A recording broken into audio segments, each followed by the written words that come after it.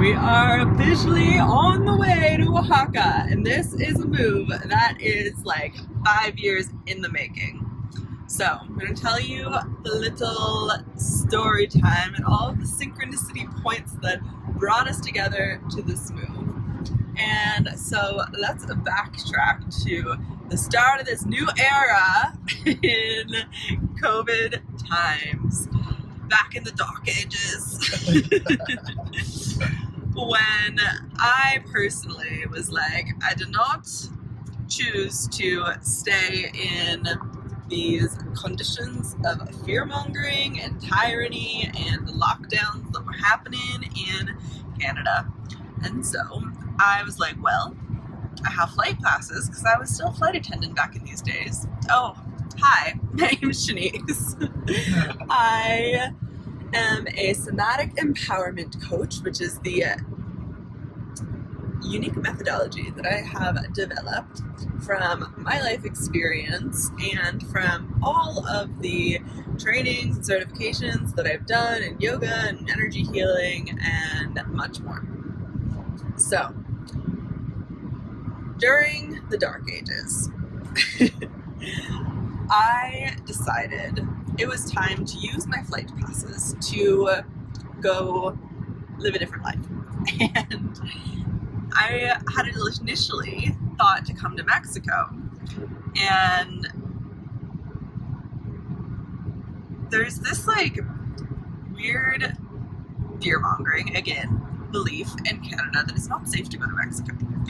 And so at that point, I allowed people to have their influence on me and internalize this fear.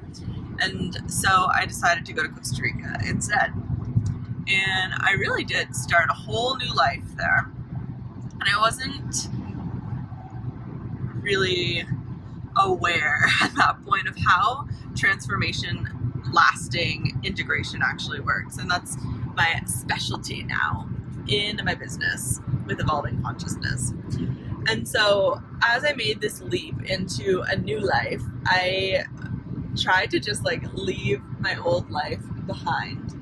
And if you know anything about how the psyche works, you know that that caused a massive shadow. And so this shadow followed me around for a long time. And every time I tried to come to Mexico, there was like this like swirl of energy that redirected me to somewhere else.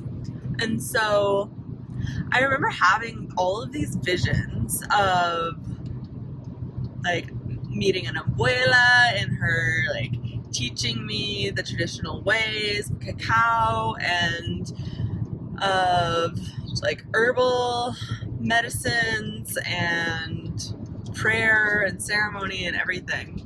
And at one point when I was in Costa Rica, I was like, okay, it's time to go now that I'm like here.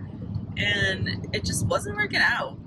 And eventually, that shadow that I mentioned, it caught up with me big time. It was like, hey, it's time to do some ego integration instead of this like ego death path that you're like forcing. And I saw a post recently where someone was talking about how ego death is this like spiritual bypassing of shame, and I really resonate with that. And there's a lot of shame in the socio-cultural, familial, like trauma experiences that I had lived. And rather than within my body, each time in my day-to-day life when these energies, these identities, these storylines were activated, to feel that and move with that and make a different choice and that be the portal into the new identity, I was disconnecting, disassociating, avoiding. And that, my dear friends, does not work. That is a highway to psychosis. And so basically where I am getting at is now, let's actually fast forward to leaving Costa Rica after all this went down, and that'll be another video of its own. But essentially, as I was being escorted back into Canada, by my father, I had my little journal out and I was like, okay, this is the plan. This is what's gonna happen. I'm gonna move to Squamish in BC, in Canada, and reconnect with roots there. And then I'm going to go to Mexico. And eventually I'll go back to Costa Rica one day. And so I remember like every 3 months, and for those of you who are tuned in to your own rhythms and cycles, you know that there's this like 3-month renewal process. And every 3 months, for me personally, I'd be like, okay, I have to go. However, I still had not built the systems and structures and like internal landscape of stability, of rootedness. And so I remember one day in Squamish, I was on the golf course in the sun with the land, with the trees, with myself, and made the decision to stay. And like I said, I was a flight attendant for a while, and so my pattern, my like way of being in the world was to like hop on a flight and like, again, disconnect, disassociate from all of the things that were causing me anxiety, that were like not healthy ways of relating to myself and the world and other people. And so this choice actually empowered me to be with and feel all the things that was causing me to be in this perpetual flight response. And so there's a few different perspectives in the like trauma healing world, and the mainstream one right now is under the influence of Peter Levine's somatic experiencing. And so basically it's a concept of like, I'm sure many of you are familiar, but just in case you're not, of like titrating with sensation of activation in the body. And so you feel a little bit of it and then you go out and da-da-da-da. But my energy does not want to accept the like one step at a time. I'm a very non-linear, fiery, multi-dimensional woman. And so I was like, no, I am going to go like into the core of this pain, of this shadow, of this like storyline, and I am going to feel it so I can into the reality that I see for myself, the one where I'm in Mexico, where I am offering my gifts of service in assisting change makers to fully embrace their power to have impact. And in that comes the other perspective that's emerging now in the trauma healing world. And I put trauma healing in quotations because I prefer to think of and like conceptualize this like journey as a journey of self-expression, of creativity, rather than we're trying to fix or heal anything. We're just creating the reality that we want. And so eventually I was like, I found a way to work with the sensations that I was able to connect with thanks to the Peter Levine somatic experiencing model. I did many hours of this traditional, oh, Percy, hello. He stuck his tongue out at us. Of this traditional modality. So moving deeper and being able to connect with the sensation and use them as the catalyst to transform your life. So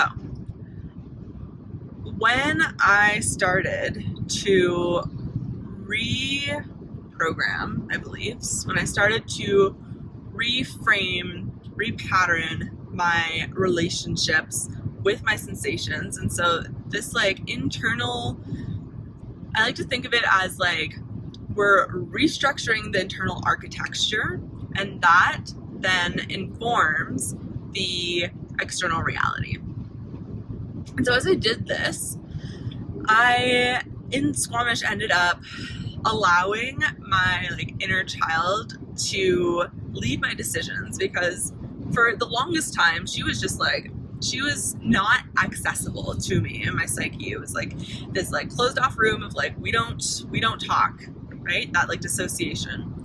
And so as this like integration process unrolled, I was like, okay, like let me like give you what you want. And so I worked as a dog walker for a while, because I remember I had so many dreams of like walking with packs of dogs in the mountains. And so I did that. And then afterwards, as many people who are doing like inner child healing end up working in childcare.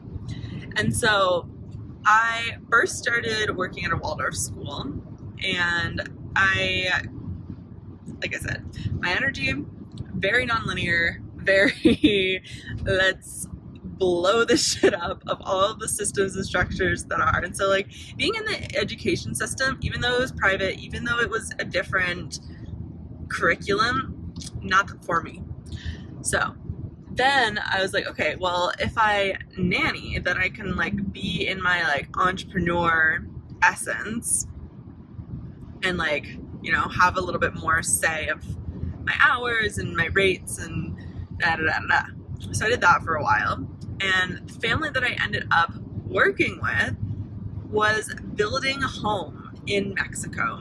And they invited me to join them for a trip to Soto Santos in Baja California, Mexico. And so I was like, oh, the Mexico dreams are coming true. Oh.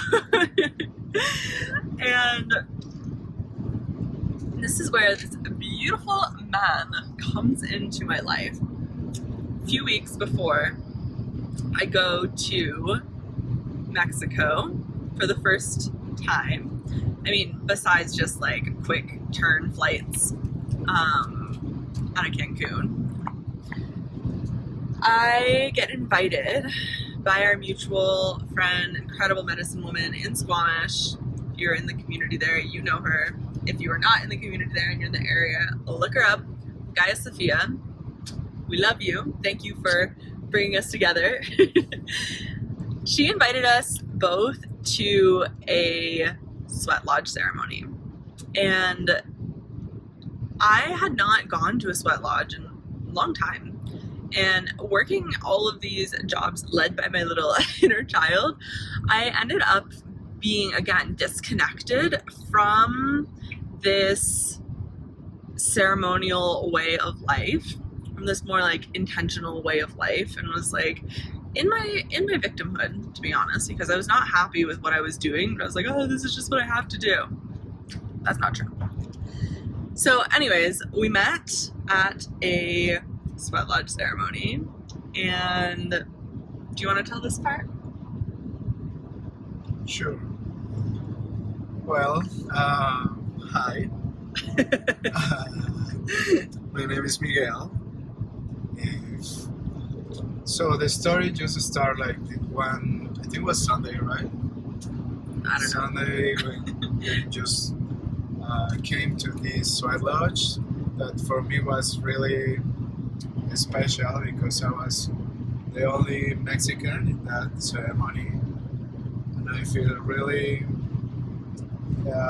special to get that invitation to the Temazcal sweat lodge. So it was, for me, connecting with Chinese in that day was something really beautiful for me to. What are you talking about? You didn't even like know me.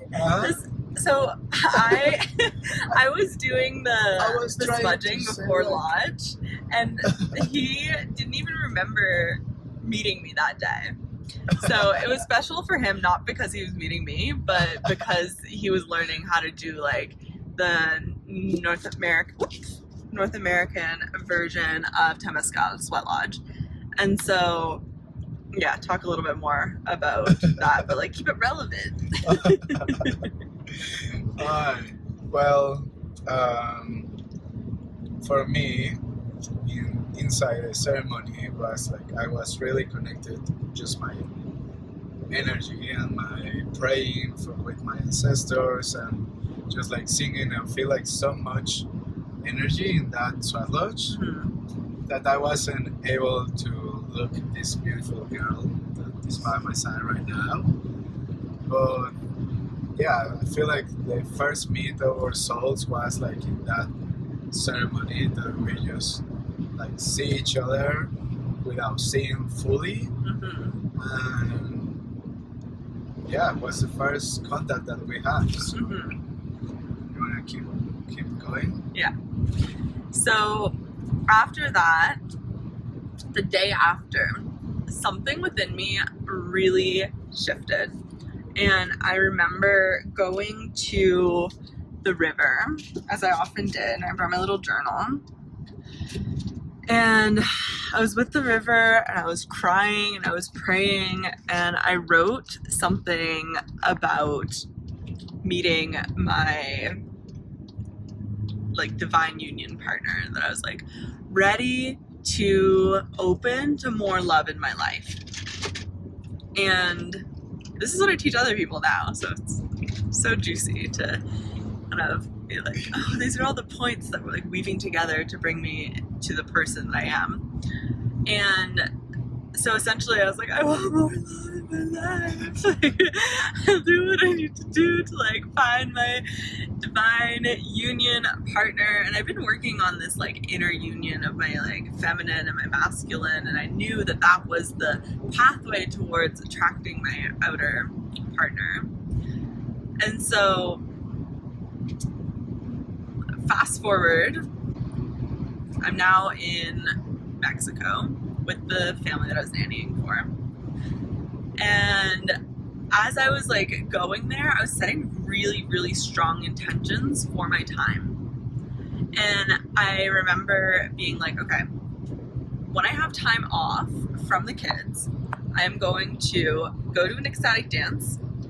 I'm going to meet someone there that's going to invite me to a Temescal. Because again, back story to Costa Rica, I had, and I do continue to have, prophetic dreams quite often. And one of them was like being called to go to a Temescal in Mexico by the like incarnation of Shiva. And I remember like at that point in the dream, I was like, all right, let's go. Similar to how I was like in reality, like, okay, let's go to Mexico. But as I tried to approach the ceremony, I was like taking off layers of clothing. And the last layer I had to take off was this like red plaid that is so typical Canadian. And as I got to the door, Shiva in the dream was like, no, like it's not time. And so essentially, and this is how I like sparked this video today, I was like, okay, like what is your like connection with your roots? And so before I was able to go into Temescal in Mexico and like fulfill this destiny, and I laugh because it seems all grandiose and whatever, but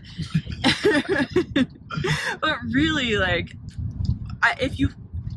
the people who are watching this, I know you've had those moments of like, this is such a key turning point in my life, and the energy is so palpable and you feel it.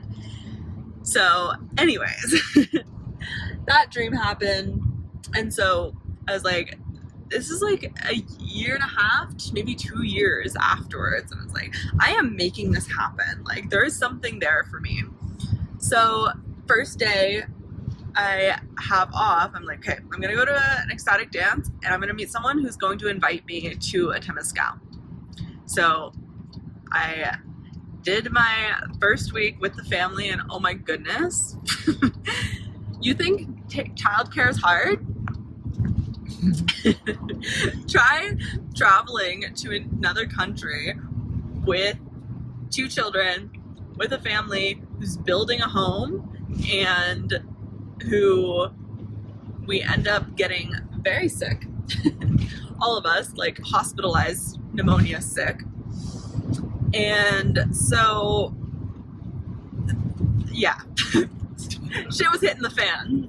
And so I go into this ceremony and I'm like so like disconnected from myself and really anxious because I'm with people that I don't know going into this vulnerable ceremony. And I was like, oh my God, I'm like all the stories being like super wet and everything, even though it was like white people holding the ceremony in a beautiful way. Just like, you know, they had great teachers.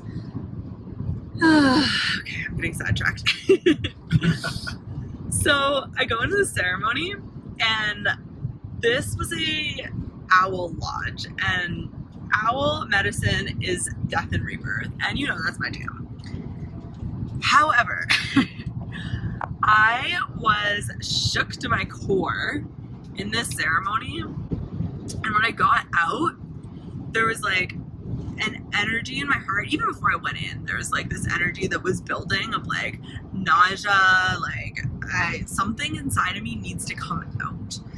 And so post ceremony, I actually vomited in the desert, like, and then ended up having this really intense purging process of like vomiting and like diarrhea and like fever and shaking, and like had to take 2 days off from nannying. And so in that process,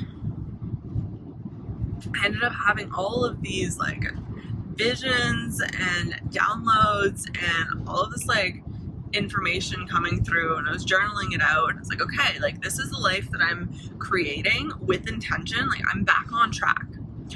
And this space in Mexico, and like Mexico in general, is just such potent land, potent energy, really like, I feel like there's so much less interference here, and maybe that's just my relationship with it, but maybe you can speak to that a little bit. What's like the energy of Mexico for you? Oof. It's kind of hard to explain because it's something that you just feel. Yeah. So when you are around just with people, like people looks like happy. Like even they're like doing things that probably they don't like, they even look happy. Yeah. So it's like this also like energy that have like contact with people, like hugging people, like giving kisses to say hi, Mm-hmm. like everyone say good morning, good afternoon. Yeah. There's like everything. A warmth and a connection, So and like a heart-centeredness that Yes. is been quite lost in other parts of North America. And so I feel like with that being more of the prevalent way of being, and this is something that I teach as well now, of like heart-centeredness plugs you into the field of unlimited potentiality. And the way that we move from this being like a concept in our mind to it being how we live our lives is through embodiment. That is the somatic empowerment methodology. And that is what I teach inside of the Connected container, program rather. I don't like the word container, but I'm getting out of the habit of using it.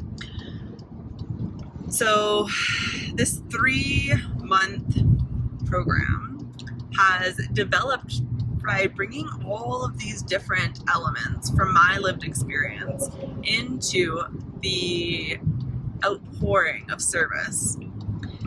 So getting back to Canada, after going through this like massive like soul retrieval, death and rebirth portal in Baja, also one more like miraculous thing I want to share about that time is that I went there and I think I had like $7,000 of debt. And by the time I left, I was debt free. I was there for a month. So it was so incredible. And like the family did not pay me $7,000 to be there for a month. I just want to be so clear on that. But, like, there was a clearing that happened, and things that I'd been waiting on receiving were suddenly all there. And so I come back to Canada with a lot of energy, clarity, like completely redesigned my inner architecture on that trip. And so I got back, and shortly after, Miguel messaged me on Instagram about this local coffee shop, yeah, that was holding what they're calling jungle sessions. And you know me, you probably don't know me, but I fucking love the jungle so much. And I found this love and passion when I was in Costa Rica. And if you've been to the jungle, you know the abundant, powerful aliveness, like flourishing, like absolute, like of the jungle. We're literally like in the desert right now, and I'm like, the jungle! Anyways, we love the desert too over here. She holds her own medicine. But what I'm getting at is that he sent me this DM of like this poster, and I was like, oh my god, amazing. I've just been like plugging into like, I'm ready to do events and ready to do like more like bigger offerings, because I was just kind of like doing one-to-one little things on the side here, not taking my business seriously. And I was like, it is time. Like, I don't want to nanny for the rest of my life. I have had this big calling to be of service in my evolving consciousness business, and like, let's fucking go. Let's move. Let's like move with the energy rather than wait to feel ready. So Miguel, their souls connected through the medicine of the Sweat Lodge. It's like, hey, like, sister, here you go. And I was like, oh my god, this is amazing. Like, thank you for sending me this. And then another one of my clients, students, friends connected me with another practitioner in Squamish, and we ended up offering a series of events there, which led to me building more confidence in delivering my unique gifts and offerings and creating something that is different from just the, sorry, I got some burps. Some more clearing going on. Different from your like run-of-the-mill offer, because I was integrating the somatics, I was integrating the lived experience and the wisdom that I've gathered through moving from this space of like victimhood in trauma healing into this space of somatic empowerment. So yes, I was like, thank you so much for sending me this, like, I'm gonna do these events and da-da-da. And he was just talking like beautiful things about community and helping each other, and I was like, wow, I'm gonna be great friends with this man. Like, this man is wonderful. And so that was like the little seed starting to bloom. And as I actually, while I was still in Mexico, you know, you're seeing the vibe, you're catching the vibe, right? Like, it doesn't work in a linear way up in here. So, because I'm not up in here, I'm like in my body, right? And this is the shift that I teach. And this is, you know, the quintessential like feminine way. However, over here, we bring integration into the masculine and feminine. So we'll get to that part shortly. But basically, while I was still in Baja, the magic was working, and my dear beloved friend and incredible ceremonialist, singer, medicine, alchemist, woman, extravaganza sound person. I just like can't hype Jen up enough. Invited me to assist at a reconnect retreat that she was holding like a couple weeks after I got back, or maybe a month after, I don't know, time, whatever, when I got back from Baja. And I was like, oh my god, yes, I definitely want to do this, because at this time my vision was like, okay, doing more with yoga and Reiki, and the somatic stuff was there, but it hadn't fully transformed into what it is now.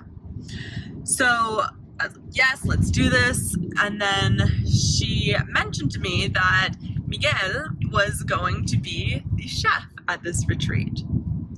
And so I was like, oh my god, yes, like I love Miguel's energy. We haven't really talked, but he sent me this thing on Instagram, and just like, I really feel that we're gonna be great friends. Cut to us like moving to Oaxaca together with all of our things. So I really felt, and that's what I was able to like hold in my heart and in my nervous system at the time. I was still like baby steps into like opening to the love that we share now. And so we get to this retreat on the Sunshine Coast in BC, and yeah, right away we like met in the car, and I was kind of like, why is this man so disorganized? Like all of his stuff is like just in boxes. Like, where are the bins? Where is the professional? Like, why are we driving you to get groceries? Like a little bit of like, what's going on here?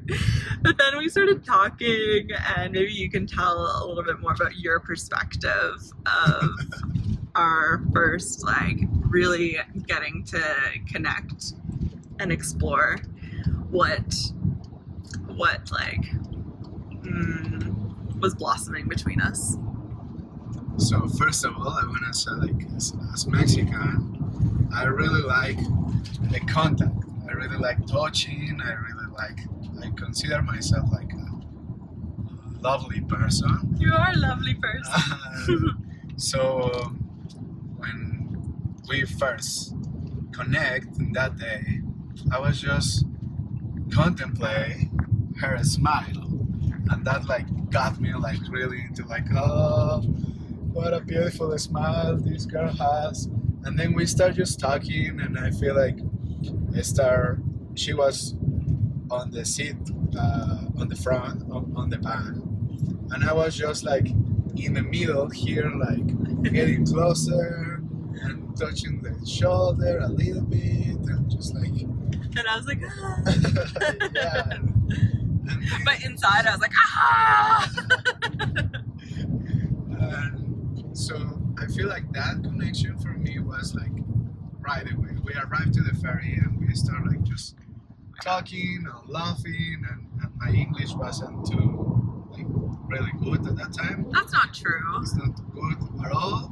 But I was like, that's not true. like, just connecting and making jokes and everything, and then I was getting him to try to teach me Spanish too, and he was just like telling me all the body parts. I'm like, you little shit, I see what you're doing. You got me. It's like labios, sí. Sonrisa, ojos, sí. Cabello. And I was like, okay. I'm catching your vibe, sir. So I always tell everyone that since that moment I fall in love with her. Like every time that I tell the story of how we met, every time I say like I fall in love with her in that trip in the van with Jean, which also Jean, I love you. Yeah, we love you, Jean. Yeah, since that moment and the trip on the ferry, and then like during the retreat was like just like hugging her and like say hi, and just taking a little excuses to hug her. I just give like warm hugs and like. Okay, also context, we were all sharing one room at this retreat. And so Miguel was like on the mattress in the middle of the floor in the room, and then I was like off in the corner with Jesus. Like, not even kidding. Jesus was there in a frame and in spirit. Gracias, Jesus. Sí, gracias, gracias. And then Jin was like off in her little corner at the back of the room. At one point, between sessions, there was like a little flower that was left on my nightstand. And I was like, Jen, is there a flower on your nightstand? She's like, no.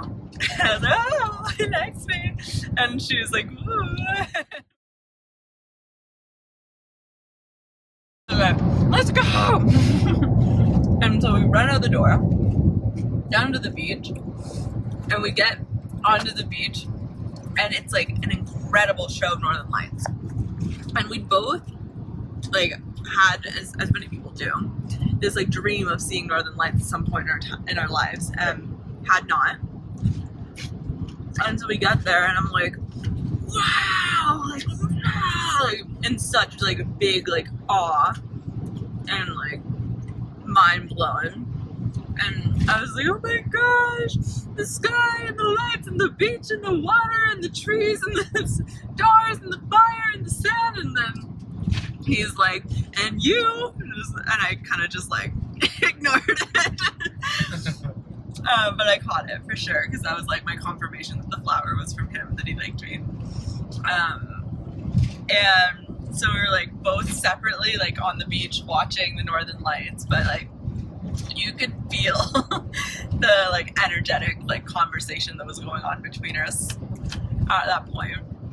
And so then we went back to the room after the show of the lights, and there's a little kitty who was at the retreat center that was following us around. And like, we love animals and animals love us so much. And so we're both kind of like petting this cat.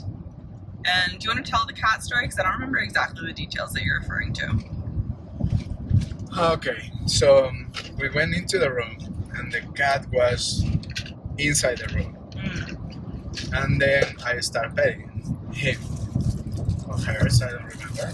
I think it was But then I started petting, and then like just like lay down on the floor, petting him, and then she came to the floor too, and I started petting the cat.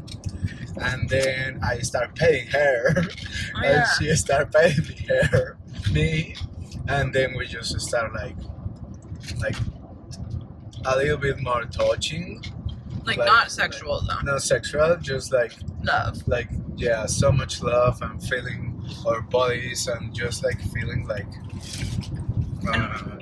The electricity. It was insane. Like, this is how he like, I was like, okay, like I need to get over my fear and follow this connection, because I'd never felt such like electric touch in my life. It was like every time he touched my skin, I could feel like the energy just like pulse through my whole being. And even now, like sometimes we'll be cuddling in bed and there's like literally like electric shocks that happen between us, and we get like I need to take like out of my vocabulary.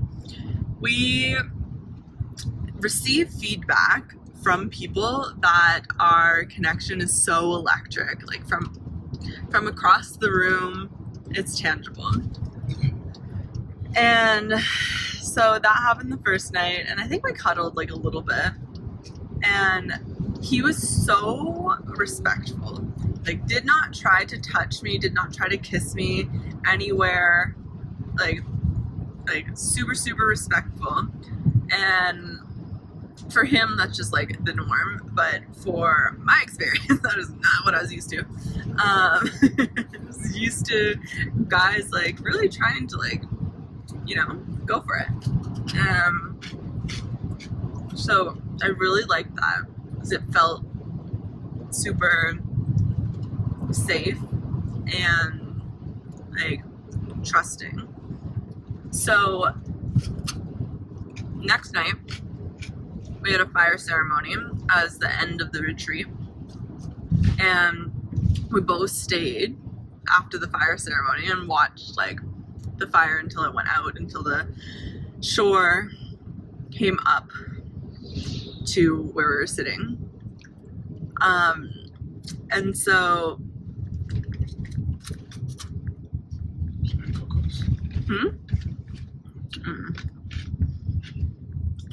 and so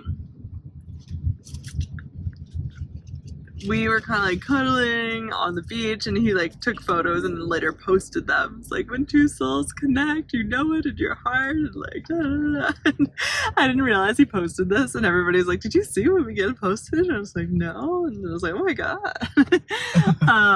And this was when I was like, I can't see you for a week. So yeah, that night after the fire, we ended up again like petting the cat, and we're both kind of on the floor and like kind of like petting each other, and then our like faces were like getting really close. And I think at one point I was like, I can't remember if it was you or me. It was probably me. It was like, are we gonna go like cuddle in your bed or mine? Yes. And I chose to go in my bed because it was behind the curtain with Jesus. And again, he was being so wonderful and respectful, but it was like the tension was building, and we were getting like closer and closer. At one point, we were just like petting each other's faces and like right there, and like hearts were pounding. We were like, okay, like is this gonna happen? Like, is someone gonna make a move? And I decided to make a move. No, that's not right. What do you mean? Move. That is not true. You did not make the move. Yes. My love, I kissed you. No. No. He's lying. No. I remember that I did the move. And I kissing you. No, come on. You kissed me back. Okay. You did not make the move. Okay. Anyways. So we were kissing. It was kind of getting a little like hot and steamy. And I was like, okay, we gotta stop because Jin's right here and she's hearing this whole thing. God bless your heart, Jin. But I think we cuddled all night, right? Yes.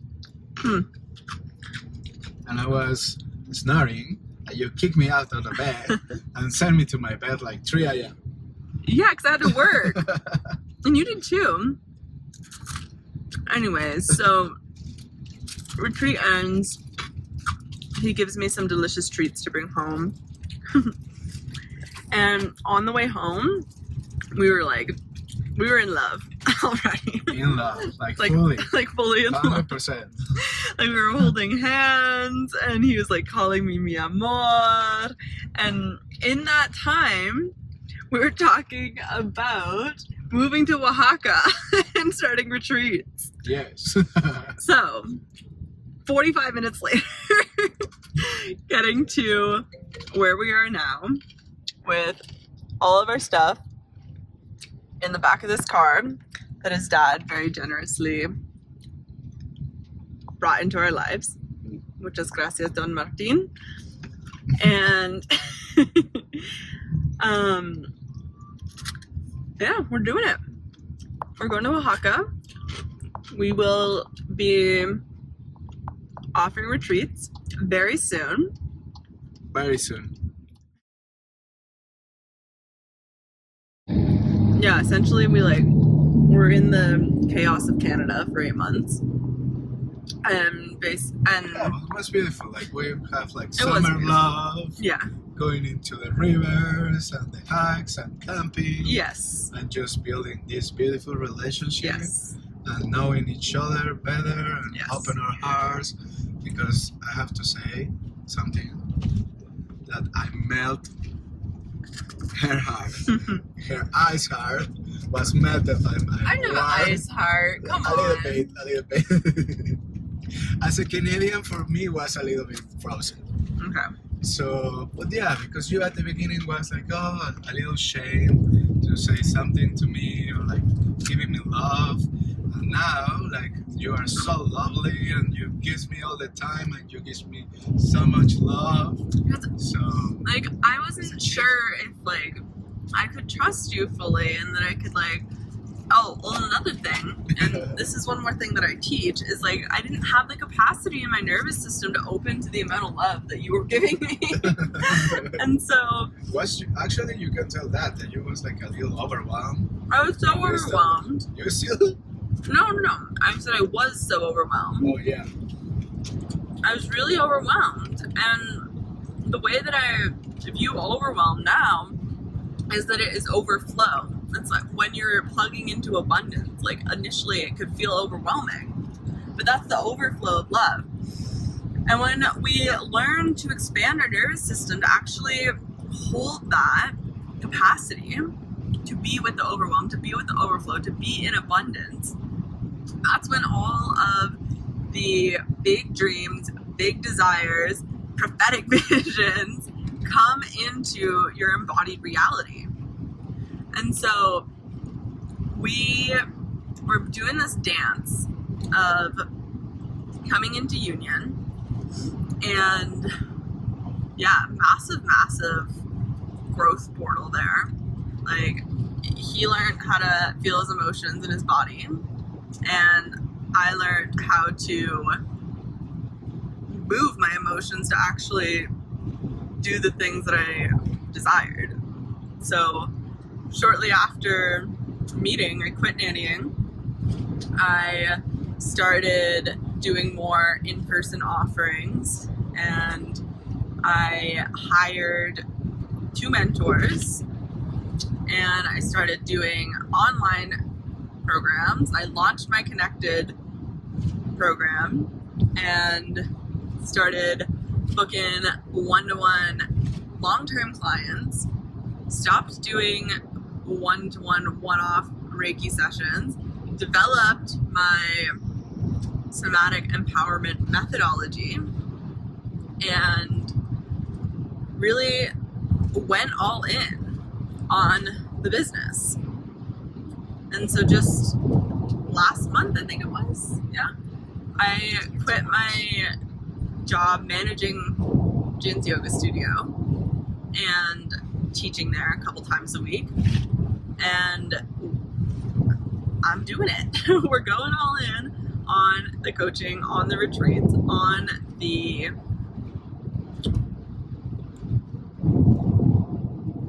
bigger offerings and bigger dreams, bigger desires, building our empire, building our family, and opening to the gifts and abundance that life is here to give us. There's also lots of exciting things happening in the background during this move. And so I launched a new way of connecting with all of you, or am launching a new way of connecting with all of you. So comment down below with some roses if you want to learn about that before it's officially published. And I have some exciting collaborative offers coming very soon. And yeah, retreats also coming very soon. So there's lots of exciting things happening in the background right now. I will see you very soon to continue to share this journey of our love, of receiving divine love, of offering our heart-centered gifts to the world to affect the change from within. And this is what evolving consciousness is all about, and what we will continue to connect through to share on this channel. So I will see you next time.